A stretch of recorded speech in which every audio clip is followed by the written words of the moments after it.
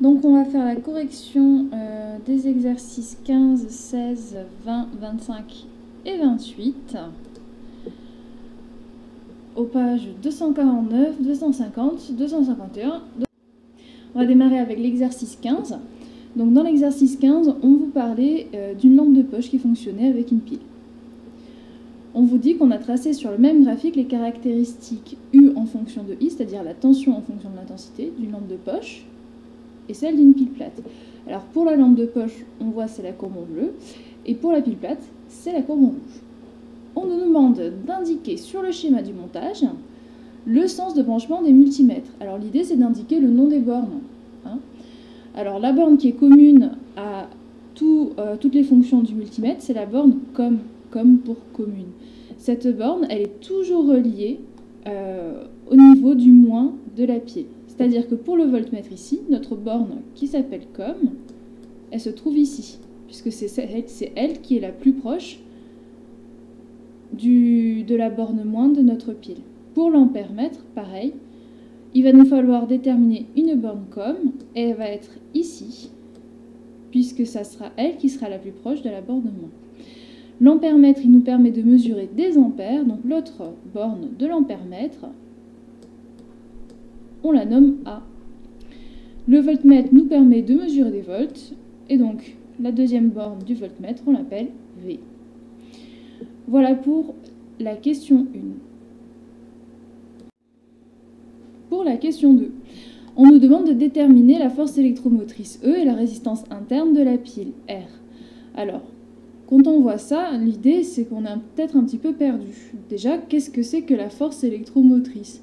En fait, la force électromotrice, c'est la force qui permet aux électrons de bouger. Électro pour électron, motrice pour le côté moteur, l'idée de mouvement, du coup. Donc ici, ce qu'on doit faire, c'est regarder la caractéristique de la pile. On voit bien qu'on a une équation du type Y égale à AX plus B, comme on a vu dans le cours en fait. Nous, ce qu'on a vu dans le cours, c'est que U, la tension totale globale aux bornes d'une pile réelle, c'était égal à une tension qu'on avait appelée U0, qui était la tension à vide, c'est-à-dire la tension si on branche la pile à aucun circuit, moins la résistance interne de la pile petit r multipliée par I, l'intensité traversée par la pile.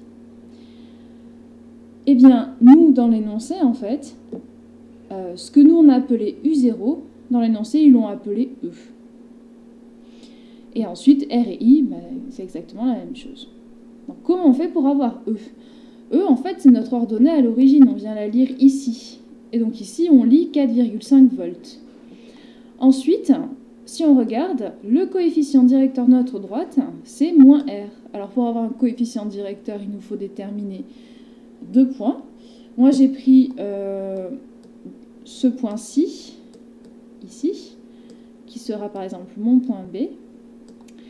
Et j'ai pris un deuxième point, de manière à ce qu'il soit facile à lire et en même temps un petit peu éloigné du reste. Je l'ai pris ici. J'ai pris le point de départ finalement et le point d'arrivée, que j'ai appelé du coup ici le point A.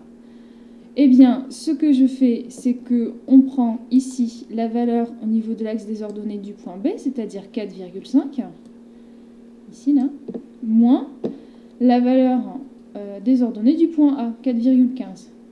On divise ça par la valeur sur l'axe des abscisses du point B, du coup 0, moins la valeur sur l'axe des abscisses ici du point A, c'est-à-dire 300 mA. Et si vous regardez ici, j'ai écrit 0,300 parce que il faut bien avoir en tête que pour calculer une résistance, il nous faut une intensité en ampères. On trouve donc au final moins R égale à moins 1,16 ohm. Et donc du coup finalement R égale à 1,16 ohm. Alors on vous dit que la lampe est reliée à la pile plate de la manière suivante. En fait, l'idée c'est que on n'a qu'une seule maille dans le circuit et dans cette maille on a uniquement la lampe et la pile. Donc là quand on écrit la loi des mailles, ça nous donne ça. On nous demande de déterminer l'intensité du courant dans le circuit. Alors comment on fait ça? On va regarder une nouvelle fois les courbes caractéristiques. Alors concrètement, il faut trouver le point de fonctionnement commun entre nos deux courbes. Si on regarde la courbe de la lampe, elle nous dit, si ma pile, elle est de 1 volt, eh bien, l'intensité de fonctionnement, elle sera environ de 235 milliampères. Sauf qu'ici, la tension de la lampe, c'est pas 1. La tension de la lampe, ça va être ici 4,15. Hein. Si on repart par là, on est à 4,15. Et donc, si on est à 4,15, l'intensité de fonctionnement, alors c'est pas forcément évident à tracer, comme ça, mais elle va se trouver à 275 milliampères, notre intensité de fonctionnement. En fait, il faut trouver le point de fonctionnement commun entre nos deux appareils.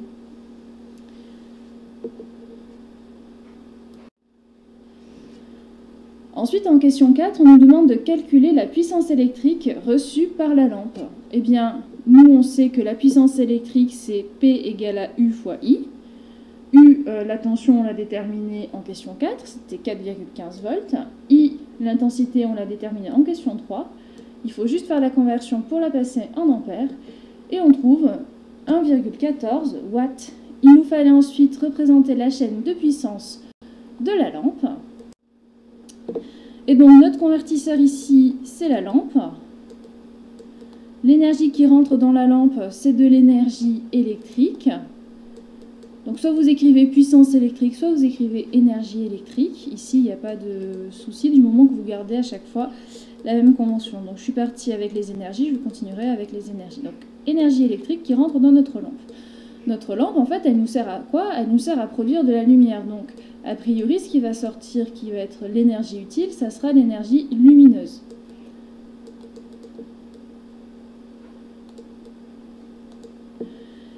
Et après, il y a de l'énergie qui est perdue. Alors, une lampe, en général, ça chauffe, par effet Joule, hein, d'ailleurs. Et donc, on aura une énergie thermique, ici, qui va être perdue. Donc, voilà pour la chaîne de puissance de la lampe. On va passer à l'exercice 16. Donc dans l'exercice 16, on vous parle de la microscopie électronique à balayage. On vous dit que c'est une technique qui permet d'obtenir des images de haute qualité en envoyant sur un échantillon un faisceau d'électrons, puis en analysant ce qui va en ressortir. On vous parle du faisceau d'électrons qui est produit grâce à un canon à électrons. On dit qu'il génère un courant d'intensité de 150 picoampères pendant 9 heures. On nous demande de calculer le nombre d'électrons déplacés. Et alors ici, en fait, ça ressemble pas mal à la première activité qu'on avait faite sur la vitesse des électrons dans le fil de cuivre. Vous avez ici qui est donné la charge de 1 électron. Et donc l'idée, c'est de se dire que l'intensité, c'est la charge globale divisée par le temps, par la durée.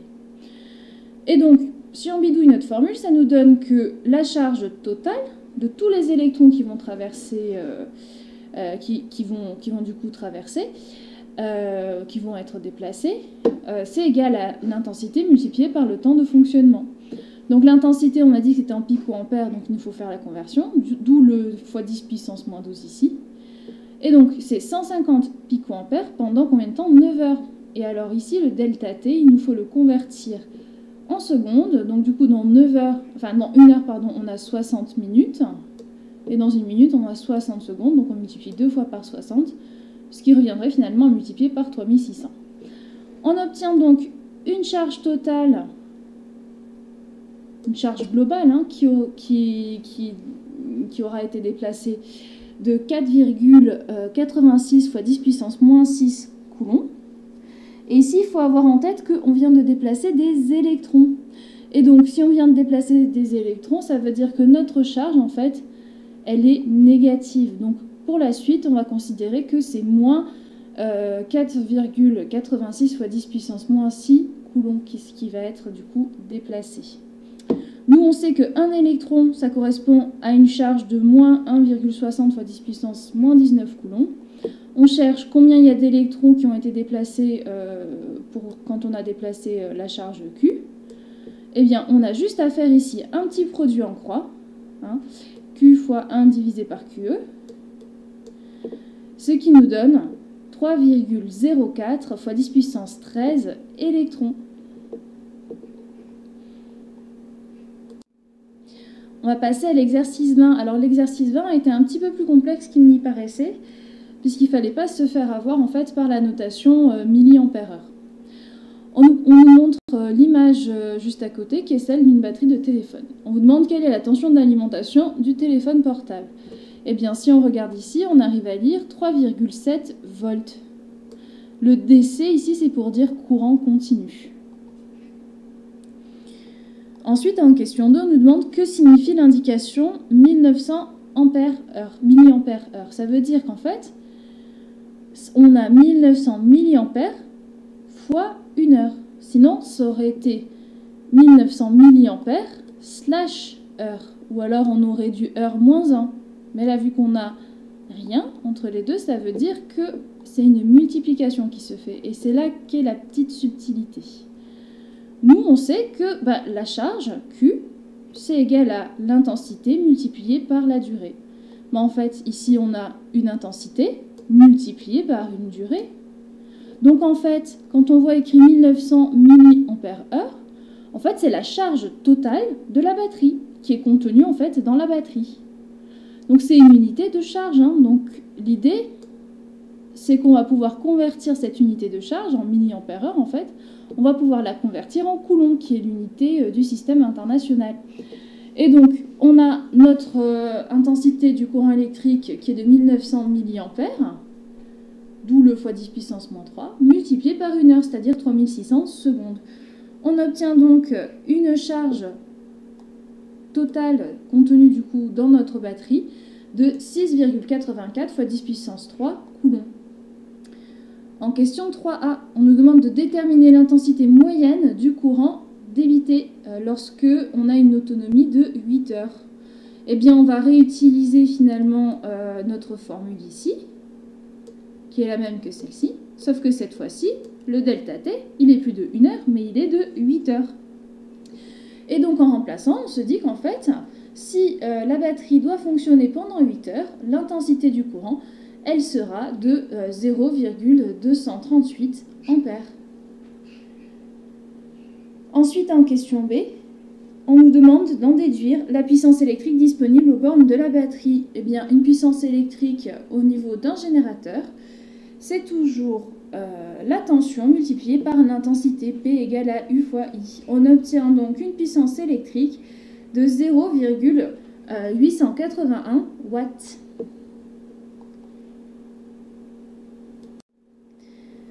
Allez, on passe à l'exercice 25. Donc dans l'exercice 25, en première question, vous demandez de réaliser la chaîne de puissance de la lampe. Alors la chaîne de puissance de la lampe, ici, c'est exactement la même que celle de l'exercice 15, du coup. Donc on va avoir la lampe qui est notre convertisseur. Ensuite, ici, on va avoir de l'énergie électrique. Ensuite, qui nous donnera du coup de l'énergie lumineuse, qui est l'énergie que l'on recherche. Et il y aura des pertes énergétiques sous forme d'énergie thermique, perdue par effet Joule du coup. Voilà pour la question 1. Ensuite, il fallait en déduire une expression du rendement de la lampe, en fonction de la puissance en entrée et de la puissance exploitable. La puissance en entrée, ça sera de la puissance électrique. La puissance exploitable, en fait, c'est la puissance lumineuse.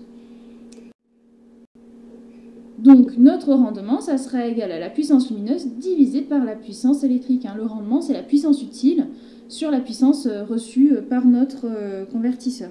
On n'oublie pas de multiplier par 100 afin d'obtenir un pourcentage. Alors, en question 3, il faut calculer la puissance électrique reçue par la lampe lors de son fonctionnement. Alors, on nous dit que quand elle est alimentée sous une tension électrique de 110 volts, la puissance lumineuse visible restituée est de 2,9 watts. Bon, eh bien, on n'a qu'à se placer à 110 volts. Quand on se place à 110 volts, sur notre courbe caractéristique, on arrive à lire une intensité de 0,74 ampères. Eh bien, la puissance électrique, c'est U fois I. On n'a plus qu'à multiplier, du coup, notre tension de 110 volts par notre intensité du courant électrique de 0,74 ampères. On tombe donc sur une puissance de 81,4 watts.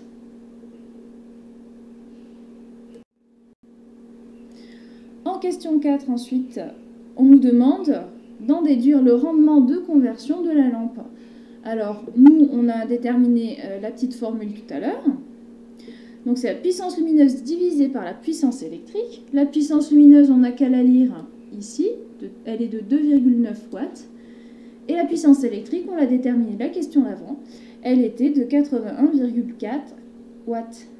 On multiplie par 100 et on trouve un rendement électrique de 3,56%. C'est un rendement qui est très très très faible. Hein. En fait, ça veut dire que lorsqu'on prenait des lampes à incandescence, des lampes à filament en fait, il n'y avait que 3% de l'énergie qui était consommée pour fournir de la lumière. Tout le reste était dissipé sous forme de chaleur. En fait, on avait des pertes énergétiques tellement grandes qu'il a fallu du coup changer, et ce qui explique en fait l'interdiction à la vente des lampes à incandescence, hein, puisque c'est un gaspillage énergétique assez important. Et on va enfin passer à l'exercice 28. Donc l'exercice 28, on vous parlait d'une grue en jouet. On vous donnait ici la courbe caractéristique du moteur de cette grue. On vous demande de montrer en question 1 que la tension U aux bornes du moteur s'exprime en fonction de I, l'intensité, par une relation de la forme U égale à R fois I plus E'. En fait, si on regarde, notre courbe qui représente U en fonction de I, on voit bien que c'est une droite. Et donc, l'équation d'une droite, c'est toujours de la forme du type, en fait, Y égale à A fois X plus B. Ici, notre Y, c'est U. Le X, ça sera I. Et donc, on suppose que ce qui est multiplié à notre X, ici, ça sera la résistance, R. Et le petit b, ici, ce sera notre E'. Ensuite, du coup, il faut déterminer la résistance interne et la force contre-électromotrice E' du moteur. Alors, une force contre-électromotrice, ça sera une force qui va aller contre, motrice pour moteur, le mouvement, en fait, si vous voulez. Le mouvement de quoi? Électro, des électrons. Donc, ce E', en fait, si on regarde notre équation, on va pouvoir le lire ici, c'est notre ordonnée à l'origine. Donc, on lit 4,3 volts. Ensuite, pour la résistance, il nous faut en fait déterminer le coefficient directeur de la droite. Donc, on va prendre deux points qui sont lisibles. Le premier point que je vais prendre, c'est celui-ci. On va l'appeler le point B. Et le deuxième point que j'ai pris, c'est celui-là qui était le point A. Et donc, pour calculer un coefficient directeur, on fait YB moins YA divisé par XB moins XA. Le tout vous donne finalement une valeur de résistance de 1,67 ohms.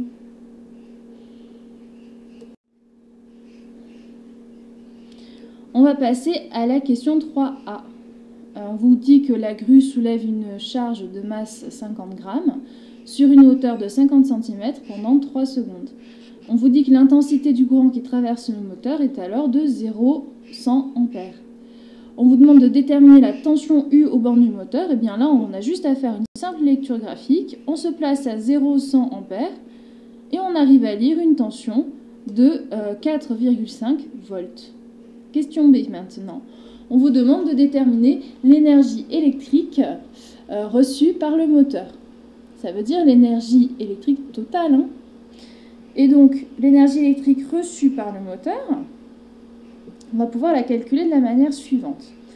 Nous, on sait que l'énergie électrique, l'énergie de manière générale, c'est égal à la puissance fois la durée. La durée, on la connaît, elle est de 3 secondes. La puissance, on ne la connaît pas. Comment on va la calculer? Eh bien, on va la calculer grâce à la formule de la puissance électrique, puisqu'on cherche une énergie électrique. Donc, P égale à U fois I. On remplace donc P par U fois I, et on obtient le résultat suivant. L'énergie électrique, elle est de 1,35 joules.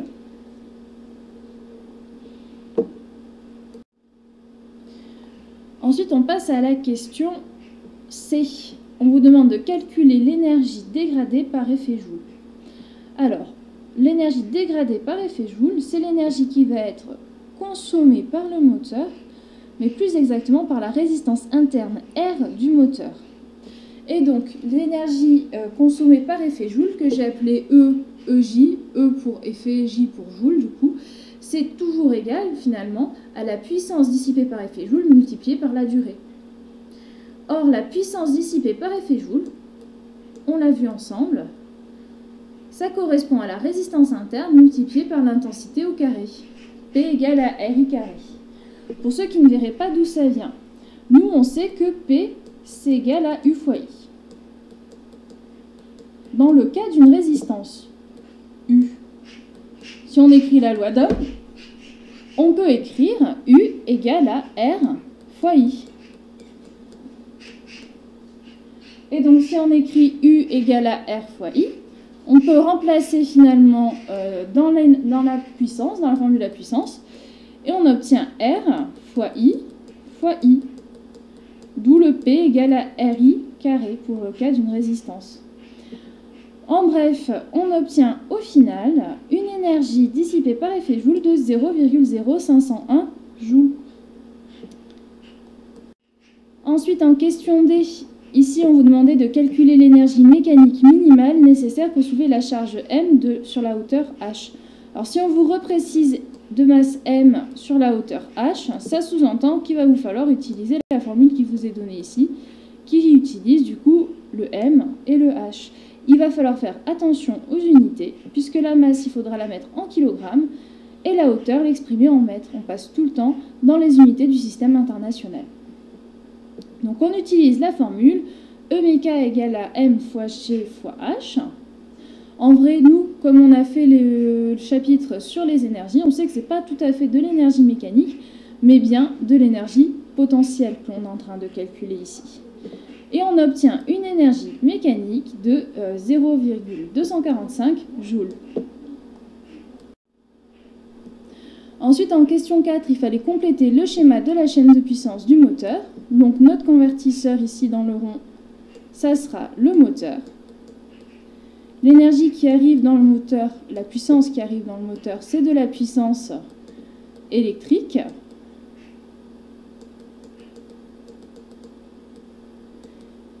On nous dit que c'est transformé du coup en puissance mécanique et qu'il y a de la puissance qui est dissipée en partie par frottement à l'intérieur du moteur et également à cause de la résistance interne. Donc ça sera la puissance dissipée par effet Joule. Et c'est de la puissance du coup thermique. Effet Joule, je vous écris juste EJ pour que ça rentre.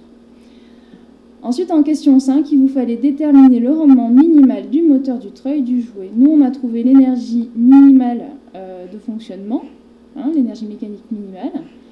Eh bien, si on regarde, le rendement, on le calcule toujours en prenant la puissance ou l'énergie utile divisé par la puissance ou l'énergie fournie. Ici, tout ce qu'on a, ce sont des énergies, donc on fait un bilan d'énergie et pas un bilan de puissance, mais ça ne change rien puisque la durée de fonctionnement elle reste de 3 secondes. On a donc l'énergie mécanique divisée par l'énergie électrique, on multiplie ça par 100 et on trouve un rendement de 18,1%. Voilà, c'était tout pour ces exercices.